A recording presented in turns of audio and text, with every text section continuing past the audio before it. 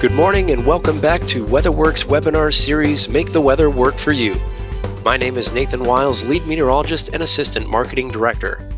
Today we will be discussing Certified Snowfall Totals, an industry-changing product used across the nation both by property managers and snow contractors to verify zip code-specific snow and ice accumulations.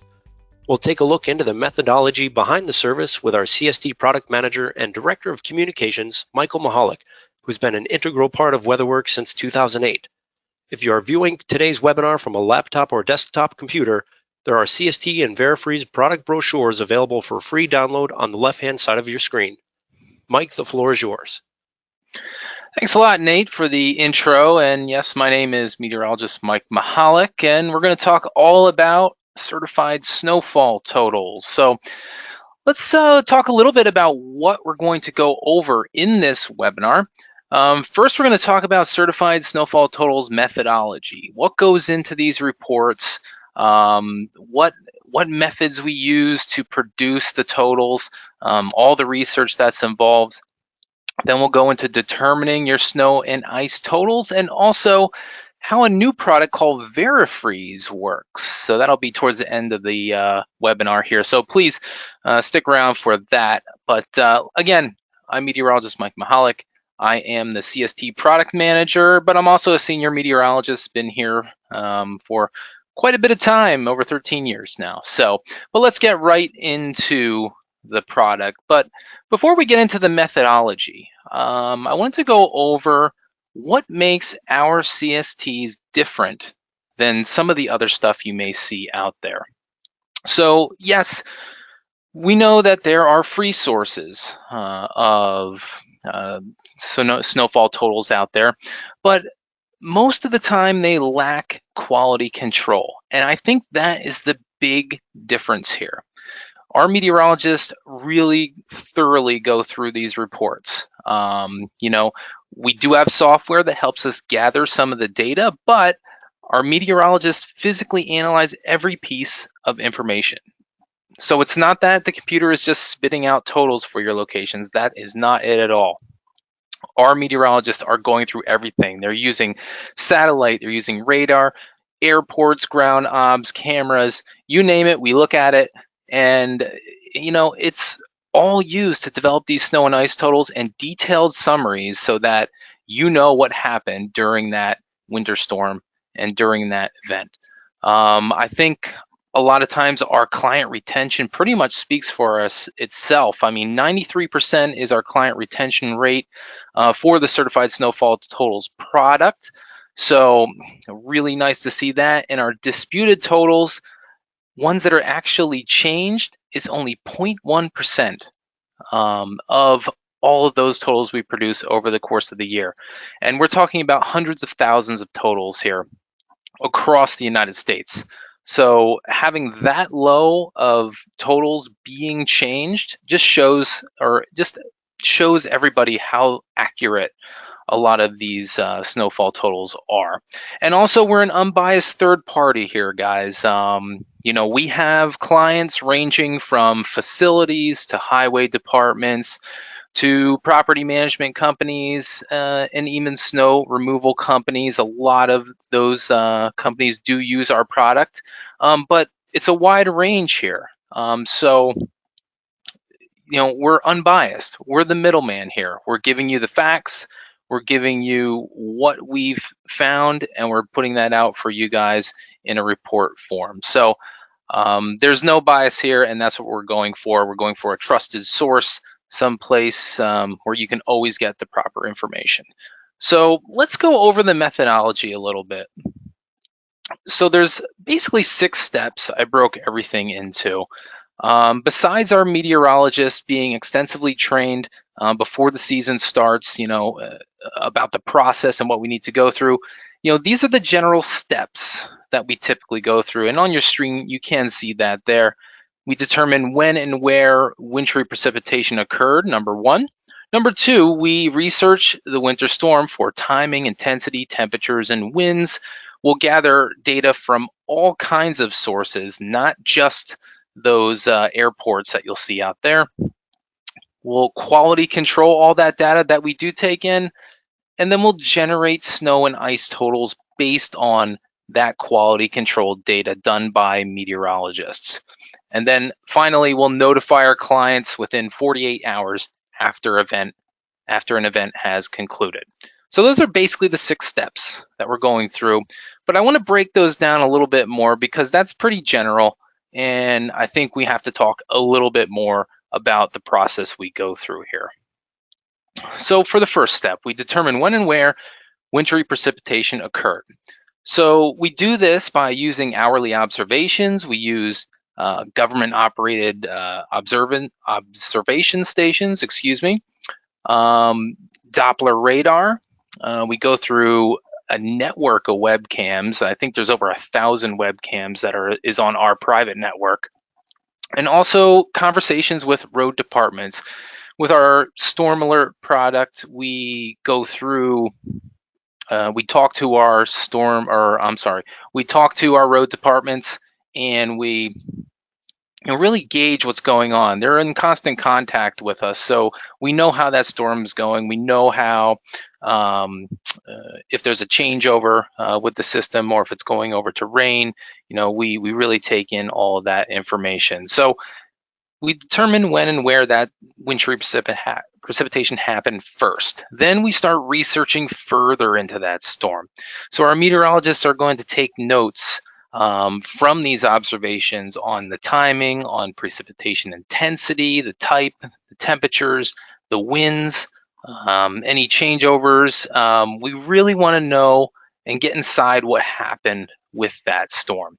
So we're going to start formulating too, where did that heaviest snowfall occur within that system? Were there any icing events that happened within that system? Once we start gathering these general ideas of where or how this storm, pretty much unfolded, that's when we start developing these detailed summaries for your locations that tell you the start time, the end time, whether or not the snow was heavy, whether or not included a lot of sleet mixed in with the snow, if there was 1 or 2 inch an hour rates or even higher in some cases, was there icing? We put that all in our detailed summaries because we know that you need to understand, and your clients need to understand, how the storm occurred, so that it's a good documentation on why services were done on your property.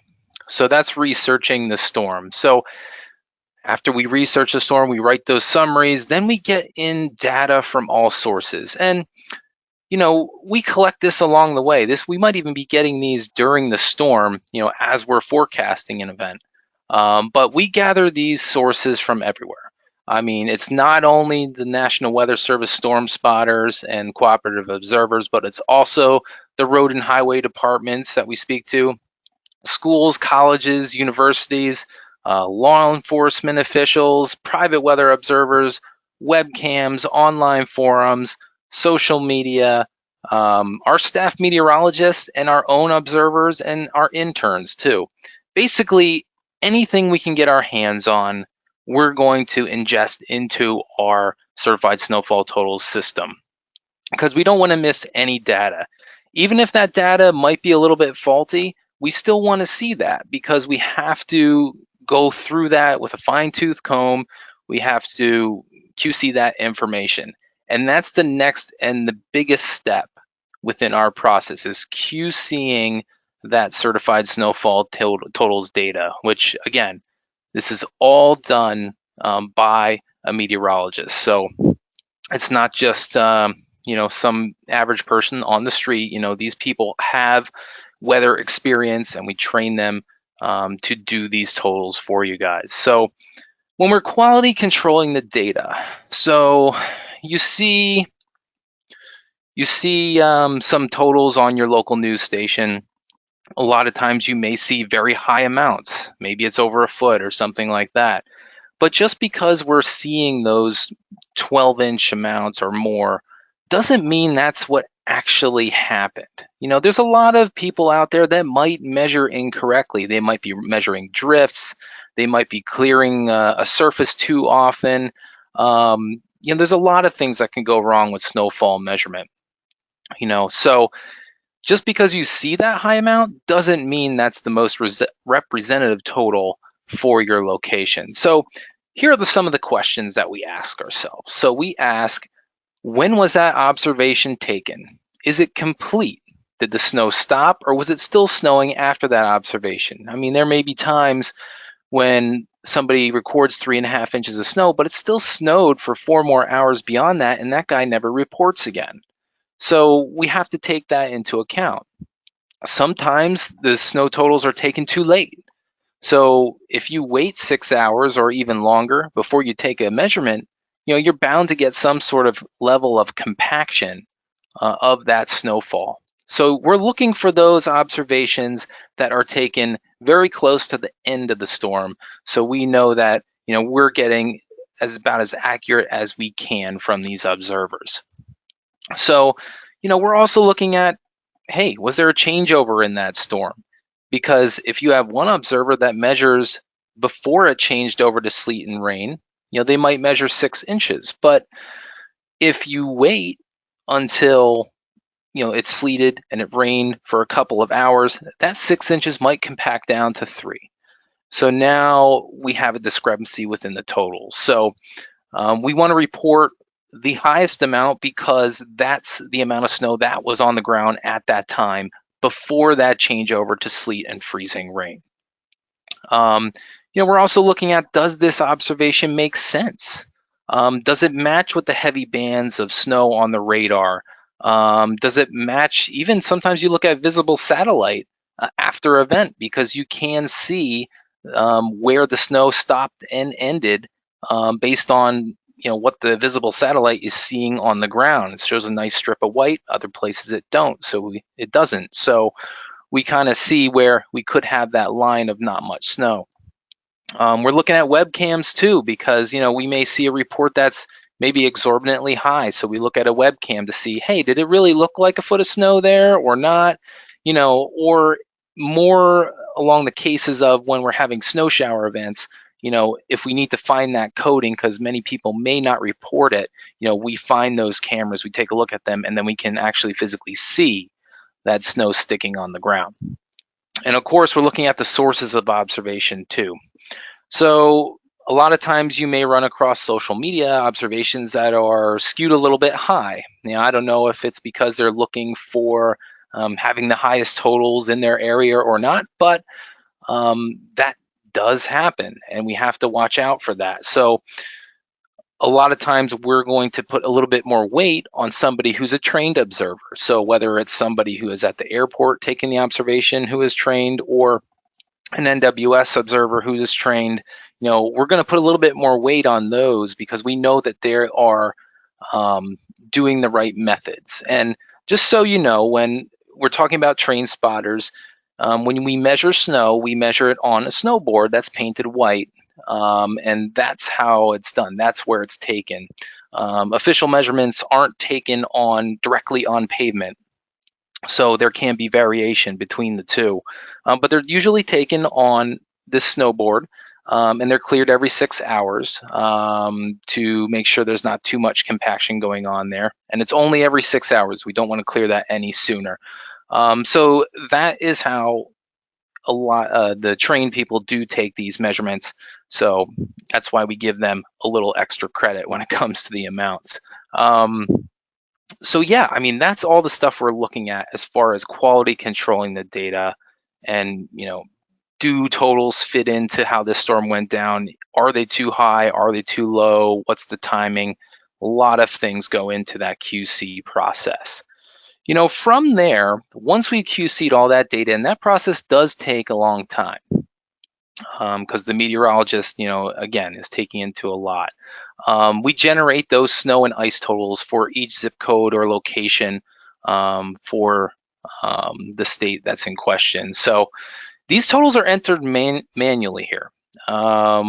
The computer doesn't spit it out. It doesn't say, okay, this zip code gets 3.5, this zip code gets 3.7, this zip code gets 4. A meteorologist is actually looking at it and manually putting that information in.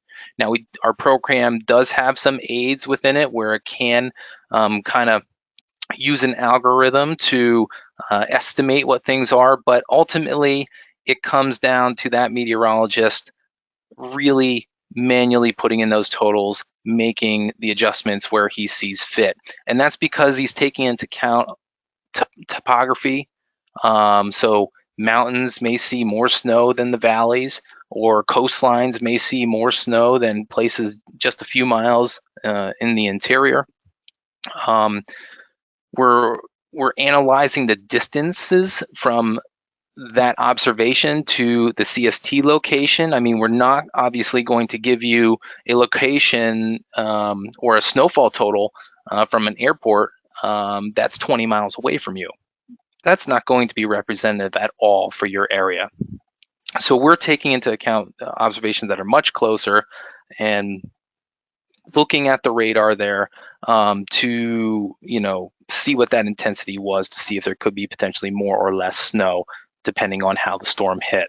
And even for larger zip codes too, we try to take the most representative number that we can for that zip code, or more like an average amount for the zip code. Now, this might not be perfect for everywhere, but what we will do is we will provide notes for these zip codes, and we'll indicate that, hey, areas above 500 feet saw 3 or 4 inches, while the rest of the zip code saw 2 inches. So we do make those notes for you, especially in those elevation type events, or in those times when we may have more of a gradient, small gradient from low totals all the way to high totals. So that's very important, because I think that gets you a little bit more detailed if you do need it for your location. And then, of course, after we generate all those snow and ice totals, we put in our summaries. Those totals are published to our database, and they are certified and emailed out within 48 hours after the storm has ended. These are sent in email notifications, but you just remember that you can access these totals at any point just by going to CertifiedSnowfallTotals.com and putting in your username and password. So that's generally how our certified snowfall totals are produced. But there are some maybe FAQs that come up that I want to go through too. And I think one of the most asked ones is, well, why is it within 48 hours? Why isn't it quicker than that time? And mostly this reason boils down to there's just way more data that we can grab after a 24-hour period. So if you look at this graphic here on our screen, you can see at 24 hours worth of data, you can see some of these snowfall amounts around, looks like northern New Jersey here. There's maybe 85 measurements within this region. But if you wait to 36 hours, look at how many more measurements show up. We're talking about 175 measurements. I mean, we're talking a little over double of what was there at 24 hours. Because, if we miss this data, you may have incorrect totals, and that's the last thing we want. We don't want to give you early totals that are incorrect, because then if we make an adjustment, then you're going to have some discrepancies between your client and between the snow contractor. So we want to wait for that 36-hour period, because we're getting all of those measurements in.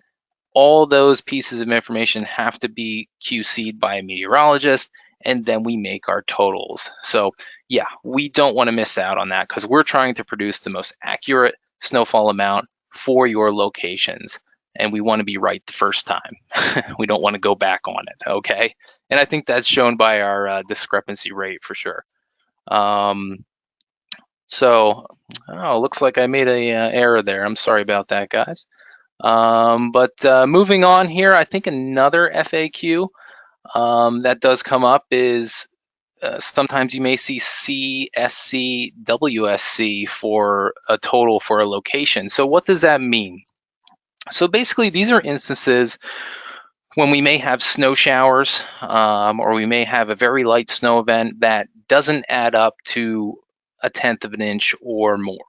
So we need a way to express that because there was still some sort of dusting on the ground that you may have had to go out and salted for, or some service was needed. So for these things mean coating, scattered coating, and widely scattered coating. So if we're going to break that down a little bit more, a widely scattered coating is less than 25% aerial coverage of a coating of snow and sleet. So this might be the times where you see a little bit of snow on the sidewalk. Maybe there's not much on the driveway, but this shaded area might have snow over here by the garage. That sort of thing is what a widely scattered coating would be. A scattered coating is 25 to 75% of this coating of snow. So a little bit more coverage that we're seeing there, and a lot of times we're confirming that with webcams, traffic cams, anything we can find. And then a coating is greater than 75% of aerial coverage of a coating of snow and sleet. So that's how that's broken down. But then we also have the same thing for ice. So for ice, we have patchy ice and a coating of ice. So patchy ice, again, we're talking about stuff that's less than 1/10 of an inch. So you can't really get a good measurement on that. So patchy ice is less than 75% aerial coverage of under that 1/10 of an inch of ice. So it's just very thin coating. Same thing with the coating of ice, but we're covering greater than 75% of the area. So a lot of areas have that thin coating of ice on things, which is still obviously incredibly dangerous and still something that people will need to do work for from a de-icing perspective. So that's what's going on with those different patchy and scattered coating type things. So I think I'd like to just end the CST portion before we get on to the new product VeriFreeze. With the CST, I just wanted to say a little bit about the benefits because many of you do have our services, but some may not who are viewing this webinar. And I think one of the biggest things is just the ability to make your invoices or validate those invoices very quickly.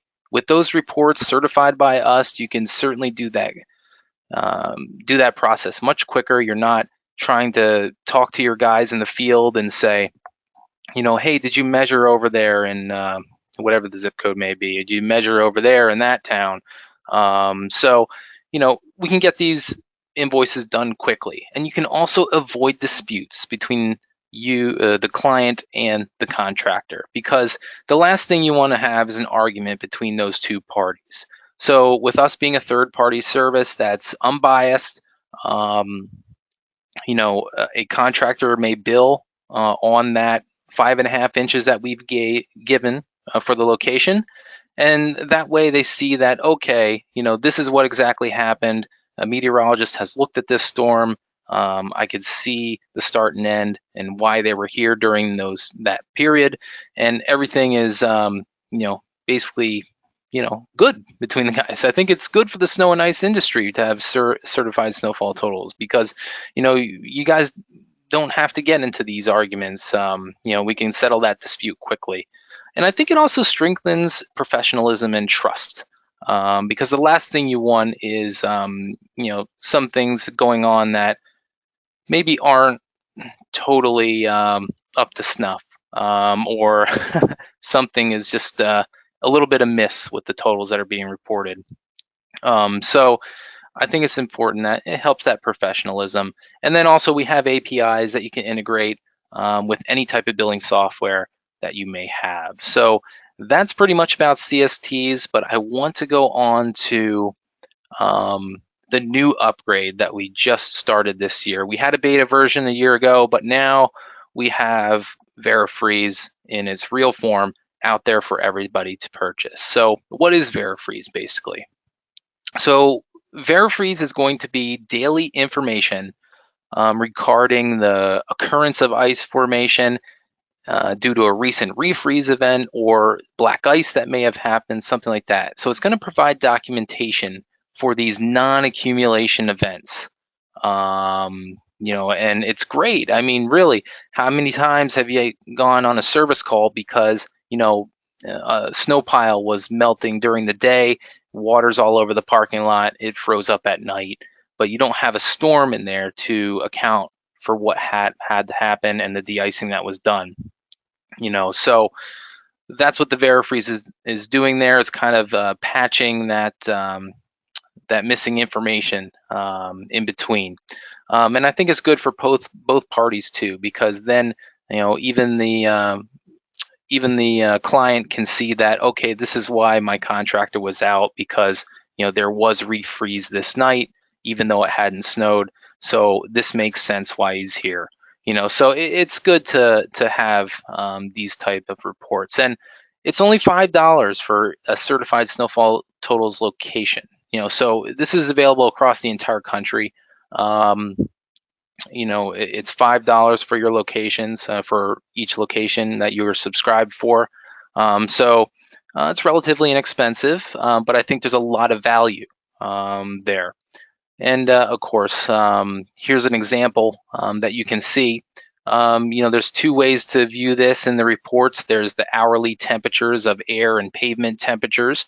There's also a graphical version that shows you the snow melt right here. You can see in red that it was melting through the day. It stopped melting at night because it went below 32, as seen by the graph here on the pavement and the air temperature. And then it started melting again. So you can see that, yes, there was likely some refreeze going on, as we had this melt event during the day, and then it went below freezing at night. So how does this VeriFreeze work? How does it come up with these air and pavement temperatures for our CST locations? Well, here's how it works. So it's really, really slick how this goes about working. It uses this machine learning AI to produce past pavement and air temperatures. Basically, it takes a large database of observations that we have collected. It compares that with high resolution weather models to produce these pavement temperatures. And it's also taking in snow melt. It's also taking in precipitation that's happened recently, so that it can assess if there was refreeze for that day. It also covers between 10 a.m. and 10 p.m. because we want to catch that freeze and thaw cycle within that time. And not only does it take in all those observations that we have and collected, the high resolution data and the snow melt data, but it also accounts for geographic differences between your mountainous areas, your valley areas, your coastlines, whatever it may be. So real great product there, guys. It's available for all locations you subscribe to. Real simple upgrade too.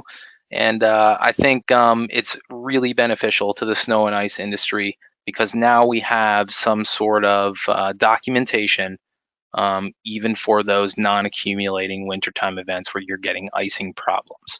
So again, easy to print reports too with VeriFreeze. So please, give it a shot. I think it's a good addition to your certified snowfall totals. So that's pretty much it here for certified snowfall totals and VeriFreeze. I hope you really gathered a lot of useful information from this on what really goes in to those certified snowfall totals.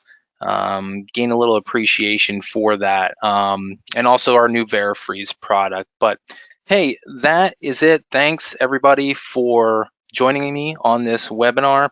Don't be afraid to reach out to sales@weatherworksinc.com if you may have any questions about certified snowfall totals or VeriFreeze. We'll certainly answer those.